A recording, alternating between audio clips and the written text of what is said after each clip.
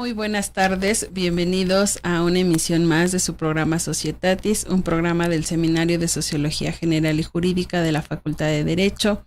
Agradecemos a la doctora Sonia Venegas Álvarez, directora de la facultad, todo el apoyo para la realización de este programa.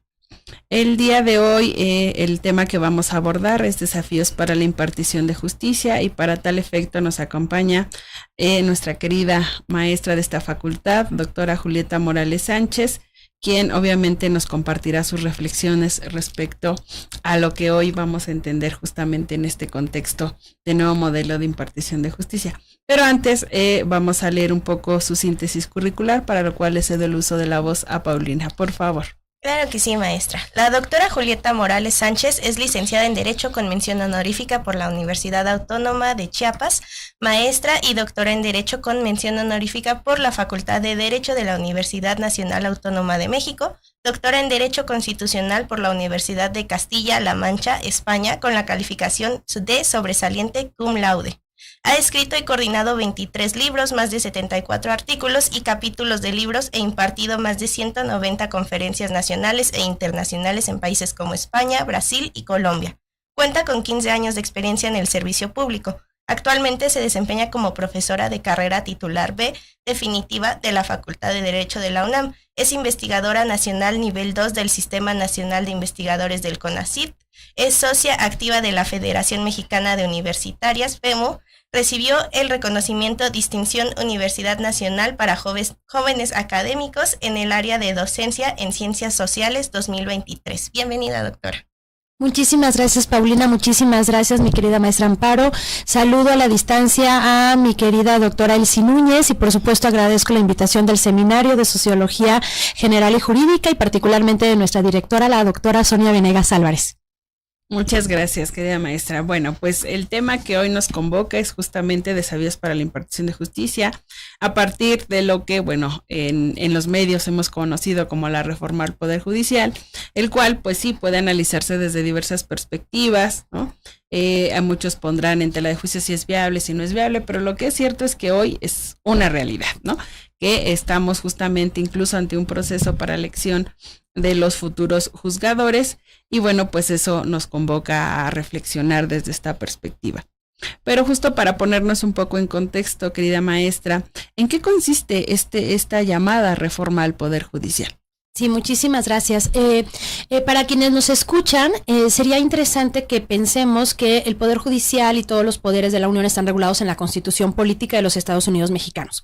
Esta fue una reforma, la reforma judicial, como se ha denominado, fue una reforma que se publicó justamente el 15 de septiembre del año pasado, 2024, a la Constitución y que modifica, digamos, el sistema de nombramiento y de ascenso, de ingreso, promoción, ascenso dentro del propio Poder Judicial, tanto federal como los locales.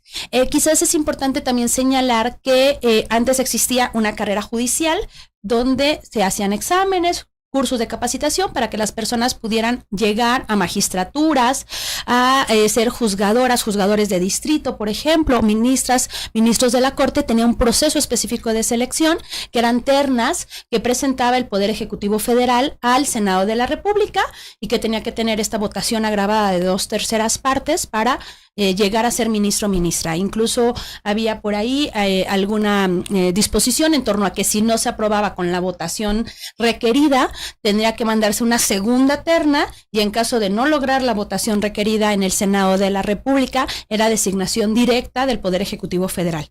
Todo eso ya no existe, digamos, todo eso ya se modificó y hoy tenemos la elección de, la mitad del Poder Judicial Federal para el próximo 1 de junio y el resto para 2027 a nivel federal.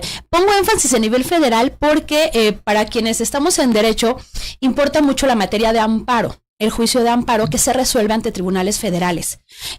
También estos cambios se están produciendo en los poderes judiciales locales, los tribunales superiores de justicia en las entidades federativas, en diferentes, tiempos, momentos, pero también van a irse, esos espacios a elección popular.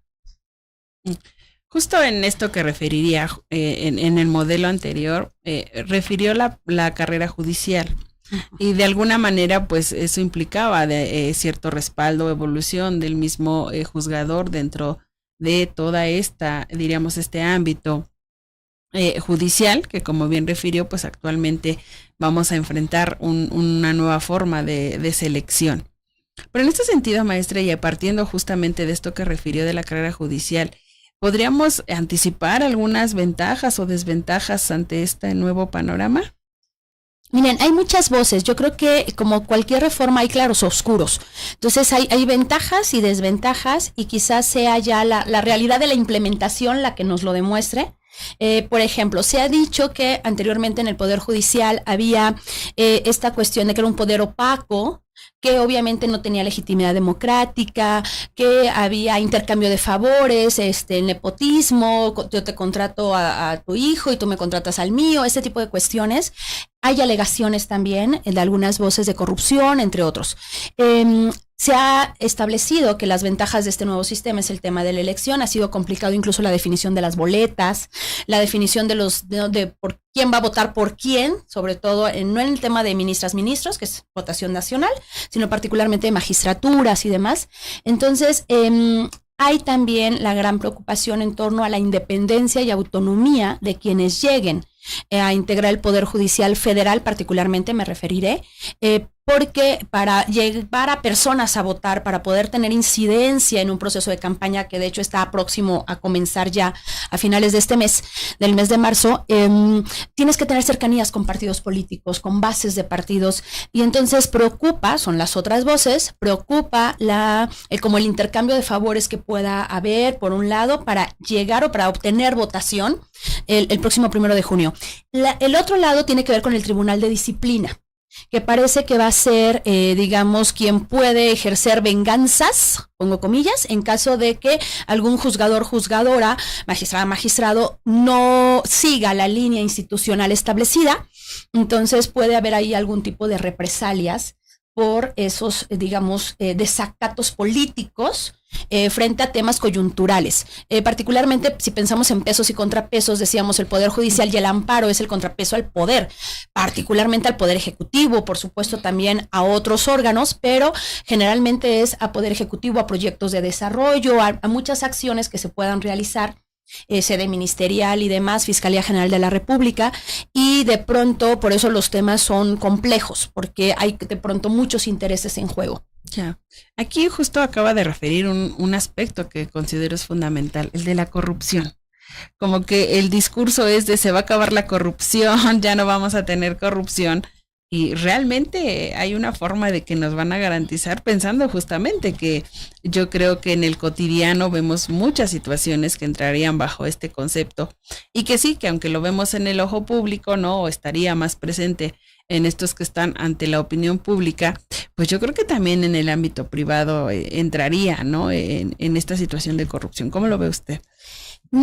A ver, han habido alegaciones de que había corrupción en México, en el Poder Judicial particularmente, antes y después. Si vemos encuestas de INEGI, la verdad es que México ocupa, y además encuestas internacionales, Transparencia Internacional y demás, ocupa los lugares peores calificados, digamos, en transparencia y con los más altos niveles de corrupción en toda la vida pública.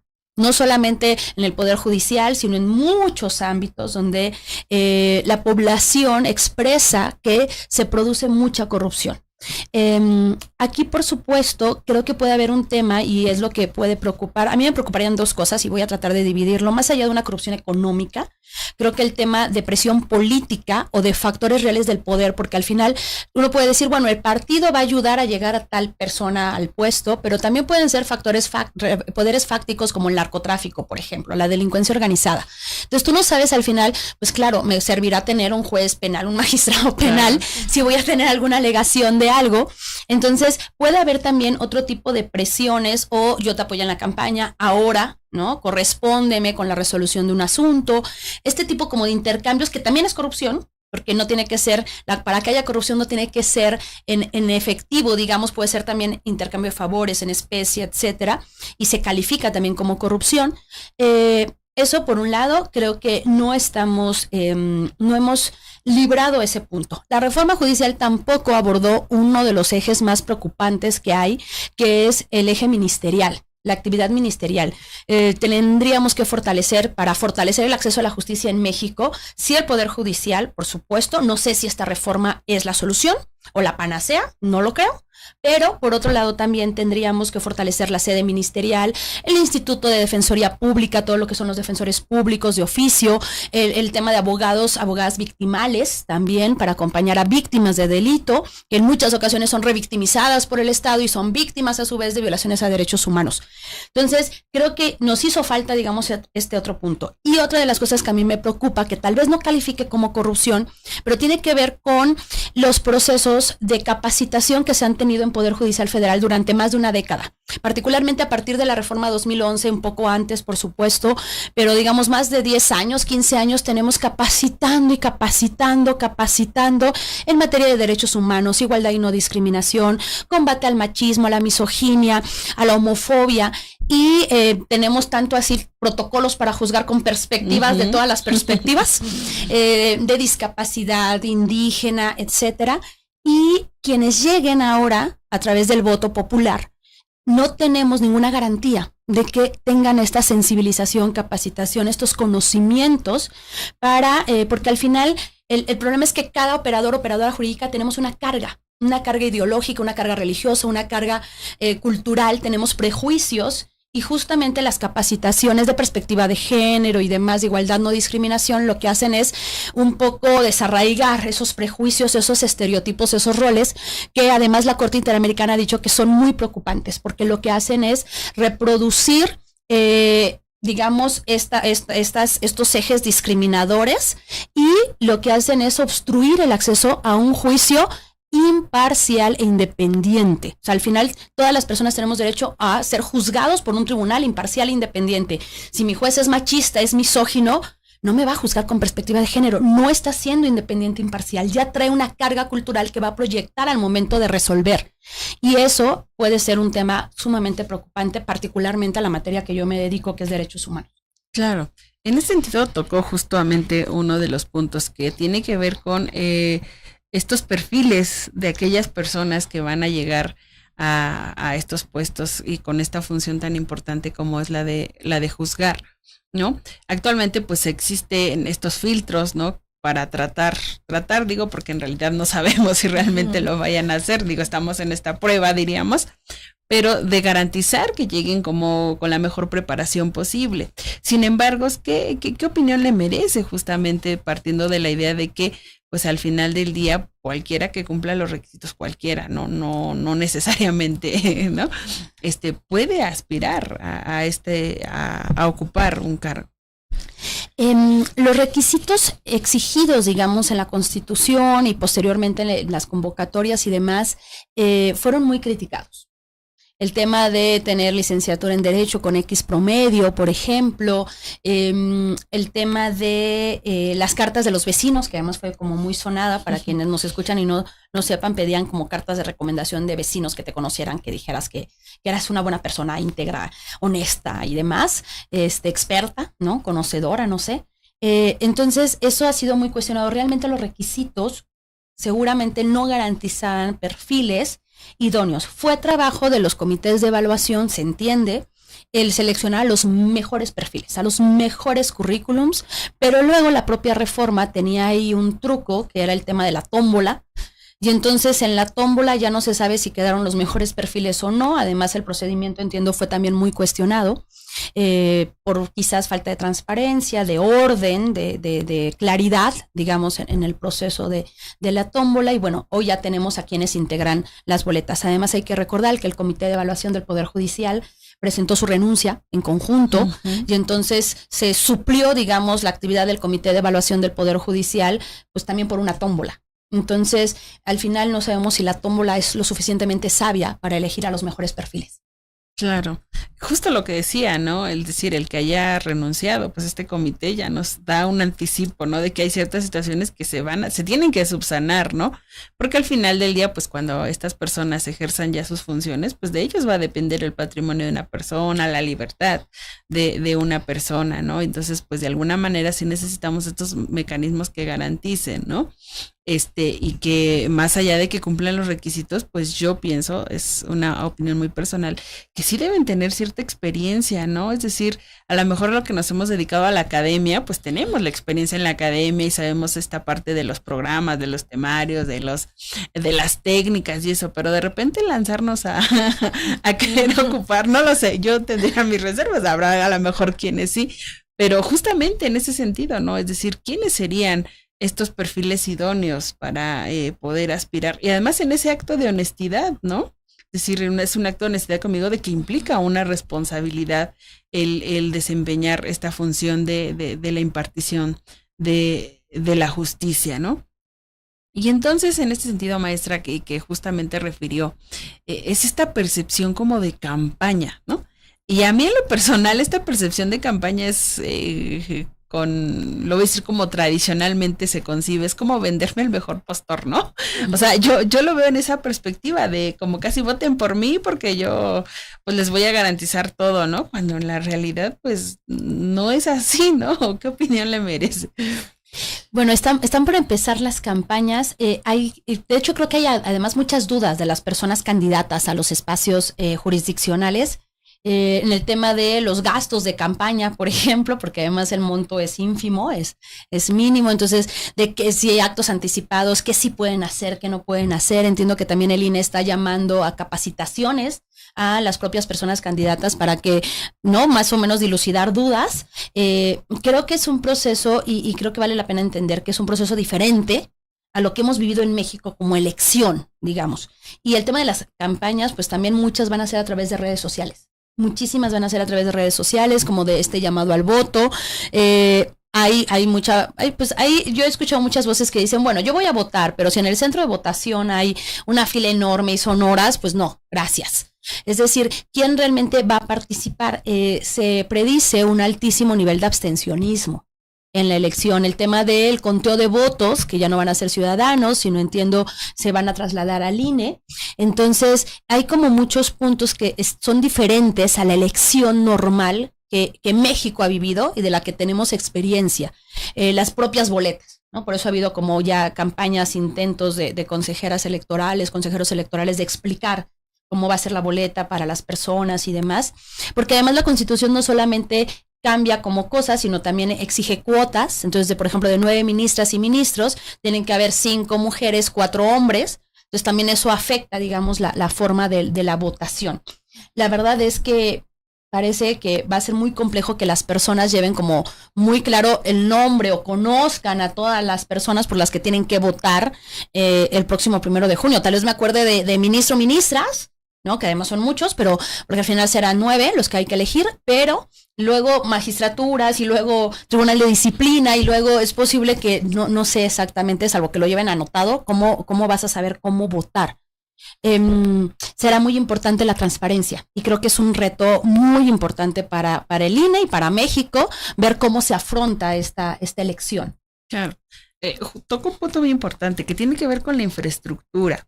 Justamente si la difusión se va a hacer por la mayoría de estas redes sociales, pues también debemos ser claros que muchas personas no tienen acceso como a estas tecnologías, ¿no? Yo creo que pues si a lo mejor una televisión o un celular, pero diríamos ya en concreto conocer una red, por ejemplo TikTok, ¿no? Ya en específico, pues yo creo que también ahí va a generar un gran sesgo en cuanto al conocimiento que debemos de tener de los candidatos.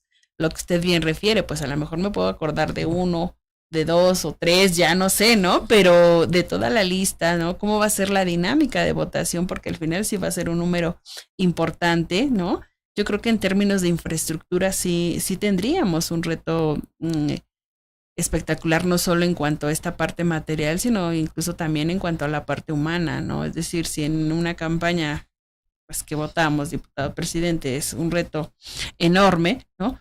Imaginemos ahora que justamente en este ámbito también va a ser pues esta primera experiencia, pero que pues de alguna manera debemos anticipar todo este tipo de situaciones, ¿no? No generará justamente este sesgo de decir, pues ya, voto y ya me quiero ir, ¿no? Ya me cansé. O lo que usted decía, ¿no? El peligro de estas motivaciones, no sé cómo llamarle, como, híjole, en el lenguaje popular estos acarreados, ¿no?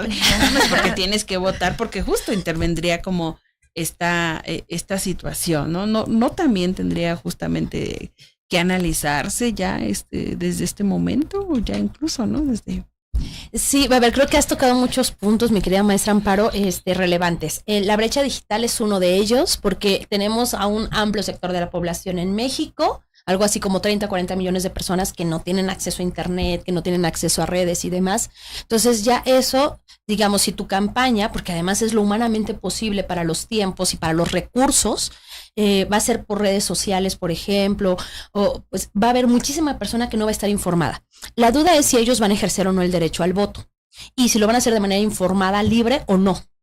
Porque es ahí donde de pronto la estructura de partidos políticos pueden, digamos, llevar estos grupos de personas, ¿no? A los que tú te has referido. Uh-huh. Y por otro lado también creo que tendríamos el gran reto, si pensamos en ciudadanía responsable, es que quienes vayan a votar tienen que saber, a ver, ¿cuál es o sea, qué propones? Todos, seguramente, todas las personas que están aspirando a uno de los cargos, te dirán, pues soy honesto, soy objetivo, estoy preparado, no discrimino, soy incluyente, respeto las diversidades, no lo sé, porque tal vez haya alguna persona que te diga, no, eso no. Entonces, al final, digamos, la base de lo que se va a ofertar para ser seleccionado dentro del conjunto de candidatos, tampoco queda claro cuál va a ser el diferencial, ¿no? ¿Por qué voy a votar por ti, no por ti, no? ¿O quién me va a decir por quién votar? Ese es el punto, digamos, creo, al que tú te refieres, que creo que es el punto más preocupante, porque no tendré tal vez elemento, bueno, porque lo conozco, ¿no? Tal vez alguien me diga, bueno, sí, porque me conviene tener un amigo o amiga que sea ministro o ministra, ¿no? O que sea magistrado, magistrada, juez de distrito. Entonces, eso puede implicar mucha corrupción, ya una vez que estén en el desempeño de cargo el próximo 1 de septiembre. Claro. Bueno, vamos a un corte y enseguida regresamos. Muchas gracias. Vamos con su programa Societatis. Muchas gracias a quienes nos siguen por las diversas redes sociales del programa. El día de hoy el tema que abordamos es desafíos para la impartición de justicia, y para tal efecto nos acompaña la doctora Julieta Morales Sánchez. Y que justo en estas reflexiones que la maestra compartía respecto a las personas que pues aspiran a ocupar un cargo de juzgador, maestra, ¿cuáles serían en este caso específicos ya en la función jurisdiccional los retos a que se van a enfrentar estos futuros juzgadores? A ver, yo creo que juzgar con perspectiva de derechos humanos no es fácil, pero digamos, quienes juzgan a nivel federal, que es donde está el amparo, tienen que hacerlo. Y tienen que hacerlo con base en marco jurídico nacional, pero también internacional. Entonces, creo que uno de los primeros retos es saber si las personas que sean elegidas el 1 de junio van a llegar a estos espacios conociendo el marco constitucional, quizás sí, y el marco convencional, así como las sentencias de la Corte Interamericana de Derechos Humanos en el tema, que hasta donde decidió nuestra Suprema Corte de Justicia, son vinculantes para quienes juzgan en México. Además de eso, comentaba un poco hace un rato, aquí también con Pau y con la maestra Amparo, el tema en el comercial, el tema de que hay muchos sesgos, que nosotros tenemos cargas culturales, incluso depende de la entidad federativa en donde crecimos, de nuestra familia, de filias, fobias, digamos, de historias de vida incluso, y en ese sentido preocupa, por ejemplo, lo que implica juzgar con perspectiva de derechos humanos. Y me dirán, bueno, Julieta, ¿qué implica juzgar con perspectiva de género? A ver, la Corte ha establecido muchos protocolos, decíamos, y para empezar hay que hacer análisis contextual. Los casos son personas, no son números de expediente, y esas personas viven en un contexto. Y el contexto es, dice la Suprema Corte en los protocolos, es un contexto objetivo, como, claro, es una muerte, un asesinato de un periodista en un contexto de asesinato a periodistas, en un entorno de un feminicidio, sí, en un país en donde matamos a 11 mujeres diariamente en feminicidios impunes, según datos de organizaciones de la sociedad civil. Y entonces hay que hacer el análisis de ese contexto objetivo y luego del contexto subjetivo, que es la persona en específico. Y ahí, por ejemplo, pensar en interseccionalidad. Una persona puede ser discriminada no solo por ser mujer, o por ser mujer joven indígena migrante, o mujer joven indígena con migrante con VIH. Y entonces se van cruzando ejes de discriminación que exacerban la discriminación. Y entonces es importante que quienes juzgan puedan saber cómo aproximarse, digamos, a los expedientes, particularmente en materia de amparo, y saber detectar esto, ¿no? La interdependencia, indivisibilidad de los derechos, la necesidad de cumplir con el principio de progresividad y no regresividad. E incluso la Corte ha hecho algo que se llama, o ha denominado algo, se llama cuestionar los hechos. Ver, analizar si los hechos, primero, detectar relaciones asimétricas de poder que puedan existir en los casos, por ejemplo, en materia de género, en materia de discapacidad, en materia indígena, entre otros, diversidad sexual, de las diversidades sexuales. Entonces, detecta relaciones asimétricas de poder, ve si las pruebas no fueron obtenidas de manera sesgada, con base en estereotipos, en preconcepciones que puedan tener, por ejemplo, los agentes ministeriales o demás, y incluso puedes llegar a ordenar otras pruebas, ¿no? De oficio, para que sirvan para detectar esas relaciones asimétricas de poder. Hay quien dice, por ejemplo, que en materia de discapacidad y en otras, adultez mayor, niñez, podrías flexibilizar procedimientos, adaptar el procedimiento, porque de pronto los procedimientos también son muy engorrosos, muy burocratizados y no tienen perspectiva de derechos. Entonces, hacer eso, digamos, puede ser sumamente complejo para alguien que, claro, pudo haber sacado el mayor número de votos, que además yo creo que van a llegar, como sucede en México, quienes elijan la mayoría de la minoría que votó. Pero tenemos, por ejemplo, cómo detectar discriminación directa e indirecta. Entonces me dirás, bueno, la directa es fácil, porque la directa es cuando tú ves y la norma, la práctica, todo es obvio que discrimina, ¿no? La ley directamente te está discriminando, pero la indirecta es sumamente compleja de analizar y de detectar, porque se supone que la ley es neutra, sin embargo, al momento de ser aplicada, es donde genera la discriminación. Entonces, esos, digamos, sí son como focos rojos. Creo que será muy importante el papel que desempeñe la Escuela Federal de Formación Judicial, próxima Escuela Nacional, porque hay que recordar que abajo de las magistraturas, de quienes sean juzgadores de distrito y demás, sí va a seguir, esperemos, carrera judicial, secretarios, actuarios y demás. Entonces la escuela subsiste. Lo ideal sería que quienes lleguen por el voto popular sean capacitados, sean sensibilizados, tengan también que cubrir una cuota de capacitación, de cursos, y ahí la Escuela Federal de Formación Judicial será muy importante para introducir todos estos ejes, sobre todo para quienes no han desempeñado nunca o nunca se han enfrentado a un caso o jamás han, pues ya no sé si litigado o abordado temas desde la academia, porque hemos tenido, por ejemplo, ministros muy buenos que nunca han estado más que en la academia y han hecho un papel extraordinario con las perspectivas que introducen. Digamos, creo que vale la pena humildad para quienes lleguen y decir, necesito que me capaciten y sensibilicen en estos temas que no manejo, y que también un poco se dejen guiar por quienes estén bajo su espacio laboral en el propio juzgado o tribunal. Claro, un punto que ha tocado importantísimo, ¿no? Esta honestidad conmigo mismo, ¿no? De la responsabilidad que voy a asumir y que requiero, pues, los mejores elementos, ¿no? Por supuesto, la escuela que refiere va a jugar un papel importante, porque también es garantizar que efectivamente, o sea, estén ahí, participen de los cursos, participen de los ejercicios, porque muchas veces, pues, solo pues me conecto y estoy asistiendo, ¿no? Cuando no es el objetivo, es justamente decir, a ver, me voy a preparar porque estoy asumiendo una responsabilidad tan importante.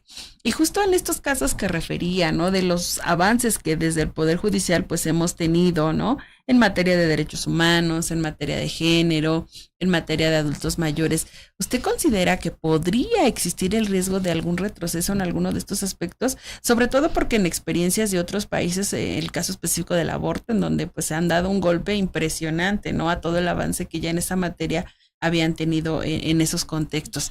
¿Usted cree que existe este riesgo aquí latente de que en algunas situaciones pues podamos tener esos retrocesos? Sí. Sí, la verdad es que sí, creo que es una muy buena pregunta, mi querida maestra Amparo. Es una pregunta difícil, pero me voy a referir en específico a la Corte. La Suprema Corte de Justicia contaba antes de la reforma con 11 ministros y ministras, va a pasar a una integración de 9 ministras y ministros, y creo que es importante entender que el sistema que hemos labrado en México, particularmente de 2011 para acá, me refiero a 2011 por la reforma de derechos humanos, el artículo 1 constitucional, Es un sistema que es garantista, digamos, garantista de derechos, del respeto a las diversidades en todo sentido. Y es posible que, depende quienes lleguen, puedan haber ciertos retrocesos o virajes en cosas que había establecido la Corte antes. Pongo un ejemplo, el sistema de control constitucional convencional en México. Ahorita tenemos un sistema mixto o híbrido, donde todas y todos los jueces tienen que ejercer control constitucional y convencional en el país, con diferencia de efectos, dependiendo la vía y el juez que seas, ¿no? El ministro, magistrado, juez de distrito, lo que sea. Pero luego puede ser que este sistema cambie en una votación, en algún expediente, en alguna decisión de la Corte. Esperemos que no, que las decisiones sean para mejorar. El tema del carácter vinculante de las sentencias de la Corte Interamericana en nuestro país se decidió en una contradicción de tesis 293/2011, y no sabemos si mañana esta nueva Corte pueda resolver algo en contrario. Recordemos que vamos a tener, por ejemplo, en acción de inconstitucionalidad, se pedía antes una votación de 8 votos o más de los 11, ahora se piden 6 votos o más de los 9 para tener efectos erga omnes, efectos generales. Entonces, se entenderá que quizás no se presenten muchas acciones de inconstitucionalidad, sobre todo por el tema de los sujetos legitimados por el artículo 105 constitucional para interponer la demanda de acción, pero si llega a darse también podrá ser preocupante, es decir, podemos tener, esperemos que no, lo digo con mucha confianza, esperemos que no, que quienes lleguen sean personas comprometidas con los derechos humanos, con la igualdad, con la justicia, con la transparencia, pero no hay garantías de eso. Y desde la Suprema Corte sí puede darse algún viraje en algún criterio. Será muy importante la participación ciudadana, será muy importante, digamos, la transparencia y el monitoreo que haga la propia sociedad civil sobre la actividad de la Corte, el empoderamiento de la ciudadanía para evitar retrocesos en materia de derechos humanos en nuestro país, pero no tenemos signos que sean halagadores.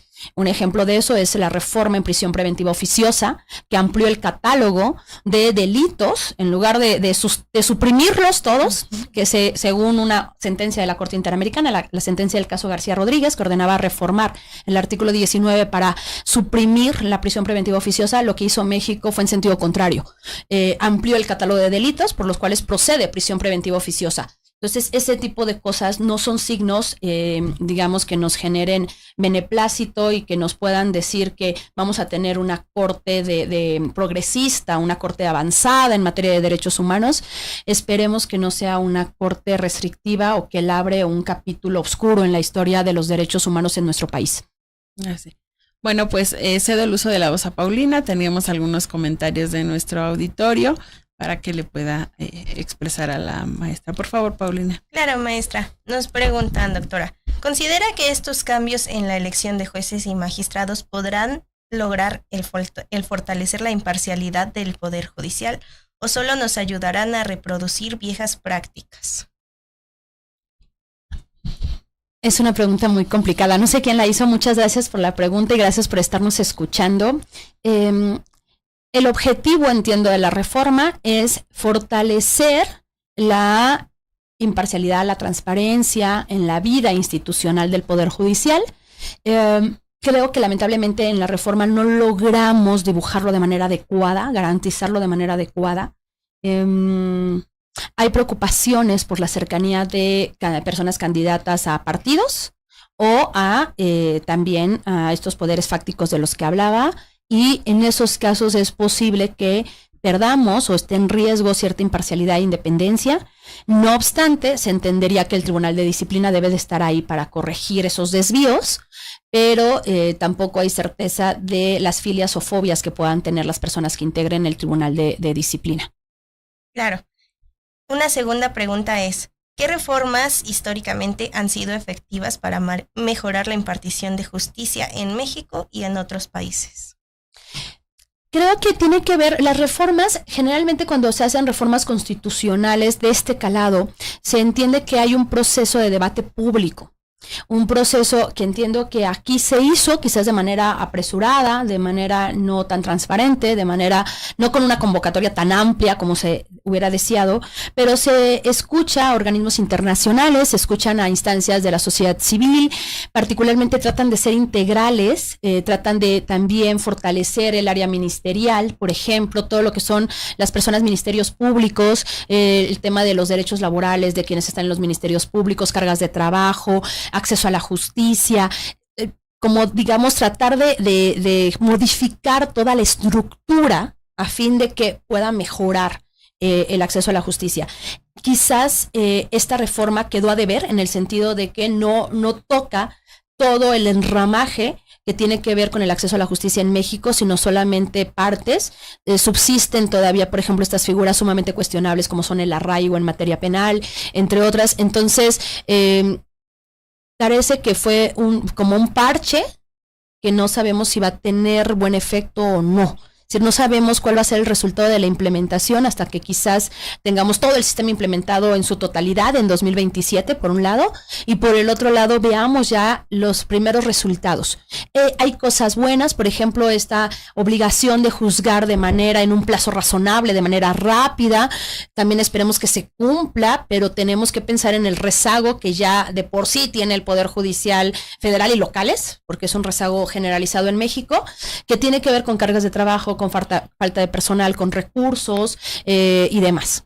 Claro. Y por último, doctora, si estas nuevas reformas y este nuevo sistema no llegaran a subsanar toda la problemática que existe actualmente, ¿de qué manera podría intervenir la Corte Interamericana para garantizar los derechos humanos? La Corte Interamericana tiene la obligación de pronunciarse sobre violación a derechos contenidos en la Convención Americana sobre Derechos Humanos y otros tratados, Protocolo de San Salvador, Convención de Belém do Pará, Convención Interamericana de Derechos de Personas Mayores, entre otros. Y entonces, si me preguntan a mí cómo podría llegar un caso, como ya han llegado de México, primero tiene que agotar recursos internos. Por ejemplo, si el amparo dejara de ser un recurso efectivo en México, ya sea porque es muy tardado, plazo razonable, ya sea porque no hubo imparcialidad, todas las personas tenemos derecho a un tribunal, a ser juzgadas por un tribunal imparcial e independiente. Si eso se pierde a raíz de la reforma judicial, estás afectando el derecho de acceso a la justicia y el derecho a ese tribunal independiente e imparcial. Entonces ahí es cuando podrías acudir al sistema interamericano, por ejemplo, o si tienes una sentencia de amparo que no se cumple.